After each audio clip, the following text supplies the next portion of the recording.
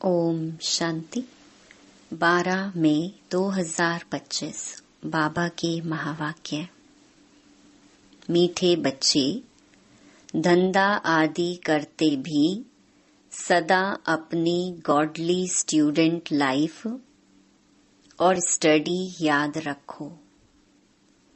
स्वयं भगवान हमको पढ़ाते हैं, इस नशे में रहो। प्रश्न: जिन बच्चों को ज्ञान अमृत हजम करना आता है, उनकी निशानी क्या होगी? उत्तर: उन्हें सदा रूहानी नशा चढ़ा रहेगा और उस नशे के आधार पर सबका कल्याण करते रहेंगे। कल्याण करने के सिवाय दूसरी कोई बात करना भी उन्हें अच्छा नहीं लगेगा। कांटों को फूल बनाने की ही सेवा में बिजी रहेंगे। ओम शांति। अब तुम बच्चे यहाँ बैठे हो और यह भी जानते हो कि अभी हम पार्टधारी हैं। 84 जन्मों का चक्कर पूरा किया है। यह तुम बच्चों की स्मृति में आना चाहिए। जानते हो कि बाबा आया हुआ है हमको फिर से राज्य प्राप्त कराने व तमो प्रधान से सतो प्रधान बनाने। यह बातें सिवाय बाप के और कोई नहीं समझाएंगे। तुम जब यहाँ बैठते हो तो तुम जैसे स्कूल में बैठे हो, बाहर हो तो स्कूल में नहीं हो। जानते हो यह ऊंच ते ऊंच रूहानी स्कूल है। रूहानी बाप बैठ पढ़ाते हैं। पढ़ाई तो बच्चों को याद आनी चाहिए ना। यह भी बच्चा ठहरा। इनको अथवा सभी को सिखलाने वाला वह बाप है। सब मनुष्य मात्र की आत्माओं का बाप वह है। वह आकर शरीर का लोन लेकर तुमको समझा रहे हैं, रोज समझाते हैं। यहाँ जब बैठते हो तो बुद्धि में स्मृति रहनी चाहिए कि हमने 84 जन्म लिए। हम विश्व के मालिक थे, देवी देवता थे, फिर पुनर्जन्म लेते लेते आकर पट पड़े हैं। भारत कितना सॉल्वेंट था, सारी स्मृति आई है। भारत की ही कहानी है, साथ साथ अपनी भी। अपने को फिर भूल ना जाओ। हम स्वर्ग में राज्य करते थे, फिर हमको 84 जन्म लेने पड़े। यह सारा दिन स्मृति में लाना पड़े। धंधा आदि करते स्टडी तो याद आनी चाहिए ना। कैसे हम विश्व के मालिक थे, फिर हम नीचे उतरते आए, बहुत सहज है। परंतु याद भी कोई को रहती नहीं है। आत्मा पवित्र ना होने कारण याद खिसक जाती है। हमको भगवान पढ़ाते हैं, यह याद खिसक जाती है। हम बाबा के स्टूडेंट हैं। बाबा कहते रहते हैं, याद की यात्रा पर रहो। बाप हमको पढ़ाकर यह बना रहे हैं, सारा दिन यह स्मृति आती रहे। बाप ही स्मृति दिलाते हैं, यही भारत था ना। हम सो देवी देवता थे, सो अब असुर बने हैं। पहले तुम्हारी भी बुद्धि आसुरी थी, अब बाप ने ईश्वरीय बुद्धि दी है। परंतु फिर भी कोई कोई की बुद्धि में बैठता नहीं है, भूल जाते हैं। बाप कितना नशा चढ़ाते हैं, तुम फिर से देवता बनते हो तो वह नशा रहना चाहिए ना। हम अपना राज्य ले रहे हैं, हम अपना राज्य करेंगे। कोई को तो बिल्कुल नशा चढ़ता नहीं है। ज्ञान अमृत हजम ही नहीं होता है। जिन्हें नशा चढ़ा हुआ होगा उन्हें किसका कल्याण करने के सिवाय दूसरी कोई बात करना भी अच्छा नहीं लगेगा। फूल बनाने की सर्विस में ही लगे रहेंगे। हम पहले फूल थे, फिर माया ने कांटा बना दिया, अब फिर फूल बनते हैं।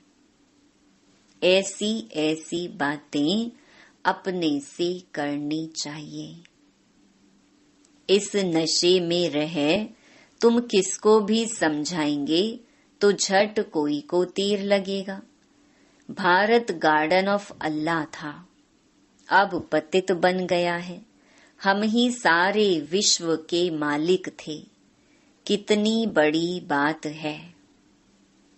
अभी फिर हम क्या बन गए हैं, कितना गिर गए। हमारे गिरने और चढ़ने का यह नाटक है। यह कहानी बाप बैठ सुनाते हैं। वह है झूठी, यह है सच्ची। वह सत्य नारायण की कथा सुनाते हैं। समझते थोड़े ही हैं कि हम कैसे चढ़े फिर कैसे गिरे हैं।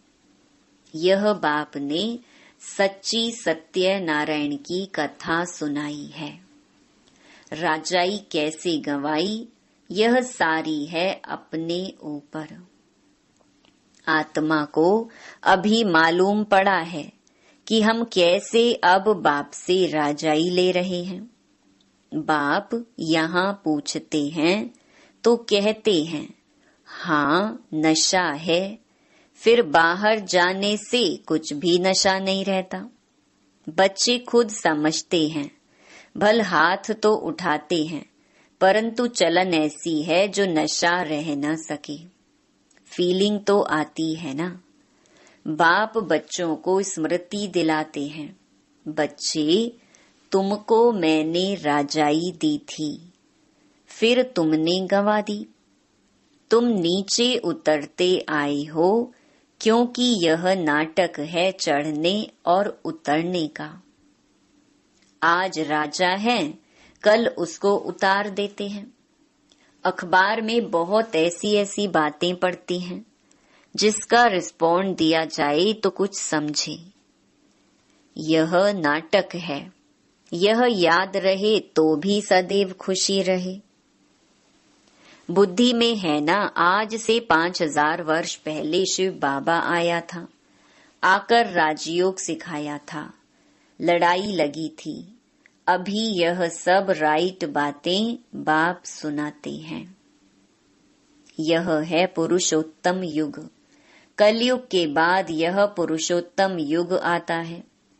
कलयुग को पुरुषोत्तम युग नहीं कहेंगे, सतयुग को भी नहीं कहेंगे। आसुरी संप्रदाय और दैवी संप्रदाय कहते हैं। उनके बीच का है यह संगम युग। जबकि पुरानी दुनिया से नई दुनिया बनती है, नई से पुरानी होने में सारा चक्कर लग जाता है। अभी है संगम युग। सतयुग में देवी देवताओं का राज्य था, अब वह है नहीं। बाकी अनेक धर्म आ गए हैं। यह तुम्हारी बुद्धि में रहता है। बहुत हैं जो 6-8 मास 12 मास पढ़कर फिर गिर पड़ते हैं, फेल हो पड़ते हैं। भल पवित्र बनते हैं, परंतु पढ़ाई नहीं करते तो फंस पड़ते हैं। सिर्फ पवित्रता भी काम नहीं आती। ऐसे बहुत सन्यासी भी हैं। वह सन्यास धर्म छोड़ जाए गृहस्थी बन जाते हैं, शादी आदि कर लेते हैं। तो अब बाप बच्चों को समझाते हैं, तुम स्कूल में बैठे हो। यह स्मृति में है हमने अपनी राजाई कैसे गंवाई, कितने जन्म लिए। अब फिर बाप कहते हैं विश्व के मालिक बनो। पावन जरूर बनना है। जितना जास्ती याद करेंगे उतना पवित्र होते जाएंगे। क्योंकि सोने में खाद पड़ती है, वह निकले कैसे? तुम बच्चों की बुद्धि में है, हम आत्मा सतो प्रधान थी, 24 कैरेट थी, फिर गिरते गिरते ऐसी हालत हो गई है। हम क्या बन गए? बाप तो ऐसे नहीं कहते कि हम क्या थे, तुम मनुष्य ही कहते हो हम देवता थे। भारत की महिमा तो है ना। भारत में कौन आते हैं, क्या ज्ञान देते हैं, यह कोई नहीं जानते। यह तो पता होना चाहिए ना कि लिबरेटर कब आते हैं। भारत प्राचीन गाया जाता है तो जरूर भारत में ही रीइंकार्नेशन होता होगा, अथवा जयंती भी भारत में ही मनाते हैं। जरूर फादर यहाँ आता है, कहते भी हैं भागीरथ, तो मनुष्य शरीर में आया होगा ना। फिर घोड़े गाड़ी भी दिखाई है, कितना फर्क है। श्री कृष्ण और रथ दिखाया है, मेरा किसको पता नहीं है। अभी तुम समझते हो बाबा इस रथ पर आते हैं, इनको ही भाग्यशाली रथ कहा जाता है। ब्रह्मा सो विष्णु चित्र में कितना क्लियर है। त्रिमूर्ति के ऊपर शिव, यह शिव का परिचय किसने दिया? बाबा ने ही बनवाया ना। अभी तुम समझते हो बाबा इस ब्रह्मा रथ में आए हैं। ब्रह्मा सो विष्णु, विष्णु सो ब्रह्मा। यह भी बच्चों को समझाया है। कहाँ 84 जन्म के बाद विष्णु सो ब्रह्मा बनते, कहाँ ब्रह्मा सो विष्णु 1 सेकंड में। वंडरफुल बातें हैं ना बुद्धि में धारण करने की। पहले पहले समझाना होता है बाप का परिचय। भारत स्वर्ग था जरूर, हेवनली गॉड फादर ने स्वर्ग बनाया होगा। यह चित्र तो बड़ा फर्स्ट क्लास है, समझाने का शौक रहता है ना। बाप को भी शौक है। तुम सेंटर पर भी ऐसे समझाते रहते हो, यहाँ तो डायरेक्ट बाप है। बाप आत्माओं को बैठ समझाते हैं। आत्माओं को समझाने और बाप के समझाने में फर्क तो जरूर रहता है, इसलिए यहाँ सम्मुख आते हैं सुनने लिए। बाप ही घड़ी घड़ी बच्चे बच्चे कहते हैं। भाई भाई का इतना असर नहीं रहता जितना बाप का रहता है। यहाँ तुम बाप के सम्मुख बैठे हो, आत्माएं और परमात्मा मिलते हैं तो इसको मेला कहा जाता है। बाप सम्मुख बैठ समझाते हैं तो बहुत नशा चढ़ता है। समझते हैं बेहद का बाप कहते हैं, हम उनका नहीं मानेंगे। बाप कहते हैं हमने तुमको स्वर्ग में भेजा था, फिर तुम 84 जन्म लेते लेते पतित बने हो, फिर तुम पावन नहीं बनेंगे। आत्माओं को कहते हैं। कोई समझते हैं बाबा सच कहते हैं, कोई तो झट कहते बाबा हम पवित्र क्यों नहीं बनेंगे।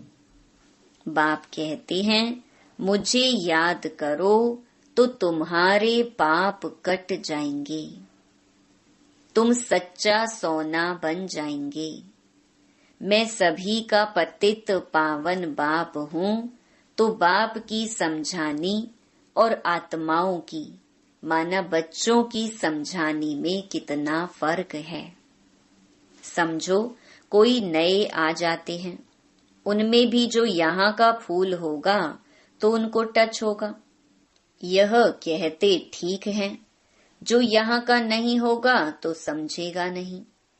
तो तुम भी समझाओ, हम आत्माओं को बाप कहते हैं तुम पावन बनो।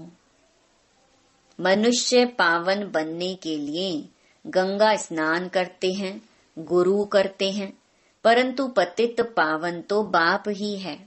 बाप आत्माओं को कहते हैं कि तुम कितने पतित बन गए हो, इसीलिए आत्मा याद करती है कि आकर पावन बनाओ। बाप कहते हैं मैं कल्प कल्प आता हूँ, तुम बच्चों को कहता हूँ यह अंतिम जन्म पवित्र बनो। यह रावण राज्य खत्म होना है, मुख्य बात है ही पावन बनने की। स्वर्ग में विष होता नहीं। जब कोई आते हैं तो उनको यह समझाओ कि बाप कहते हैं अपने को आत्मा समझ, मुझ बाप को याद करो तो पावन बन जाएंगे, खाद निकल जाएगी। मन मनाभव अक्षर याद है ना। बाप निराकार है, हम आत्मा भी निराकार है। जैसे हम शरीर द्वारा सुनते हैं, बाप भी इस शरीर में आकर समझाते हैं। नहीं तो कैसे कहें कि माँ मेकम याद करो, देह के सभी संबंध छोड़ो। जरूर यहाँ आते हैं, ब्रह्मा में प्रवेश करते हैं। प्रजापिता अब प्रैक्टिकल में है, इन द्वारा हमको बाप ऐसे कहते हैं। हम बेहद के बाप की ही मानते हैं। वह कहते पावन बनो, पतित पना छोड़ो, पुरानी देह के अभिमान को छोड़ो, मुझे याद करो तो अंतमति सुगति हो जाएगी, तुम लक्ष्मी नारायण बन जाएंगे। बाप से बेमुख करने वाला मुख्य अवगुण है एक दूसरे का पर चिंतन करना, ईविल बातें सुनना और सुनाना। बाप का डायरेक्शन है तुम्हें ईविल बातें सुननी नहीं है। इनकी बात उनको, उनकी बात इनको सुनाना, यह धूतीपना तुम बच्चों में नहीं होना चाहिए। इस समय दुनिया में सभी विपरीत बुद्धि है ना। सिवाय राम के दूसरी कोई बात सुनाना उसको धूतीपना कहा जाता है। अब बाप कहते हैं यह धूतीपना छोड़ो। तुम सभी आत्माओं को बताओ कि हे सीताएं, तुम एक राम से योग लगाओ। तुम हो मैसेंजर, यह मैसेज दो कि बाप ने कहा है मुझे याद करो, बस। इस बात के सिवाय बाकी सब है धूतीपना। बाप सब बच्चों को कहते हैं धूतीपना छोड़ दो। सभी सीताओं का एक राम से योग जुड़वाओ। तुम्हारा धंधा ही यह है, बस यह पैगाम देते रहो।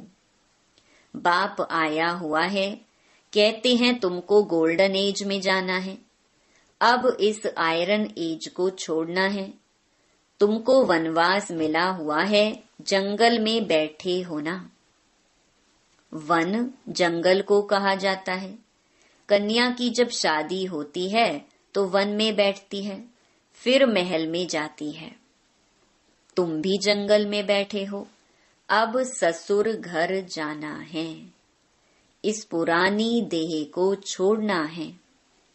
एक बाप को याद करो, जिनकी विनाश काले प्रीत बुद्धि है, वह तो महल में जाएंगे, बाकी विपरीत का है वनवास, जंगल में वास है। बाप तुम बच्चों को भिन्न भिन्न रीति से समझाते हैं। जिस बाप से इतनी बेहद की बादशाही ली है, उनको भूल गए हो तो वनवास में चले गए हो। वनवास और गार्डन वास, बाप का नाम ही है बागवान। परंतु जब कोई की बुद्धि में आए, भारत में ही हमारा राज्य था, अभी नहीं है, अभी तो वनवास है, फिर गार्डन में चलते हैं। तुम यहाँ बैठे हो तो भी बुद्धि में है हम बेहद के बाप से अपना राज्य ले रहे हैं। बाप कहते हैं मेरे साथ प्रीत रखो, फिर भी भूल जाते हैं। बाप उल्हेना देते हैं, तुम मुझ बाप को कहाँ तक भूलते रहेंगे, फिर गोल्डन एज में कैसे जाएंगे।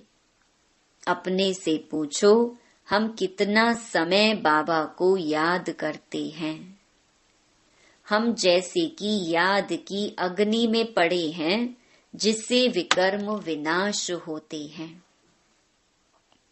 एक बाप से प्रीत बुद्धि होना है। सबसे फर्स्ट क्लास माशूक है, जो तुमको भी फर्स्ट क्लास बनाते हैं। कहाँ थर्ड क्लास में बकरियों मिसल ट्रैवल करना, कहाँ एयर कंडीशन में, कितना फर्क है। ये सब विचार सागर मंथन करना है तो तुमको मजा आएगा। यह बाबा भी कहते हैं, मैं भी बाबा को याद करने लिए बहुत माथा मारता हूँ, सारा दिन ख्यालात चलती रहती हैं। तुम बच्चों को भी यही मेहनत करनी है। अच्छा, मीठे मीठे सिकीलधे बच्चों प्रति माता पिता बाप दादा का याद प्यार और गुड मॉर्निंग। रूहानी बाप की रूहानी बच्चों को नमस्ते। धारणा के लिए मुख्य सार। पहला, किसी को भी एक राम मना बाप की बातों के सिवाय दूसरी कोई भी बातें नहीं सुनानी है। एक की बात दूसरे को सुनाना पर चिंतन करना, यह धूतीपना है, इसे छोड़ देना है। दूसरा, एक बाप के साथ प्रीत रखनी है, पुरानी देह का अभिमान छोड़ एक बाप की याद से स्वयं को पावन बनाना है। वरदान, समाने की शक्ति द्वारा रॉन्ग को भी राइट बनाने वाले विश्व परिवर्तक भव। दूसरे की गलती को देखकर स्वयं गलती नहीं करो। अगर कोई गलती करता है तो हम राइट में रहें, उसके संग के प्रभाव में न आए।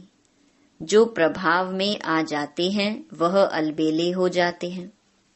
हर एक सिर्फ यह जिम्मेवारी उठा लो कि मैं राइट के मार्ग पर ही रहूंगा। अगर दूसरा रॉन्ग करता है तो उस समय समाने की शक्ति यूज करो। किसी की गलती को नोट करने के बजाय उसको सहयोग का नोट दो, अर्थात सहयोग से भरपूर कर दो, तो विश्व परिवर्तन का कार्य सहज ही हो जाएगा। स्लोगन, निरंतर योगी बनना है तो हद के मैं और मेरेपन को बेहद में परिवर्तन करो। अव्यक्त इशारे, रूहानी रॉयल्टी और प्योरिटी की पर्सनैलिटी धारण करो। वर्तमान समय के प्रमाण फरिश्तेपन की संपन्न स्टेज के व बाप समान स्टेज के समीप आ रहे हो। उसी प्रमाण पवित्रता की परिभाषा भी अति सूक्ष्म होती जाती है। सिर्फ ब्रह्मचारी बनना ही पवित्रता नहीं, लेकिन ब्रह्मचारी के साथ ब्रह्मा बाप के हर कर्म रूपी कदम पर कदम रखने वाले ब्रह्माचारी बनो। अच्छा, ओम शांति।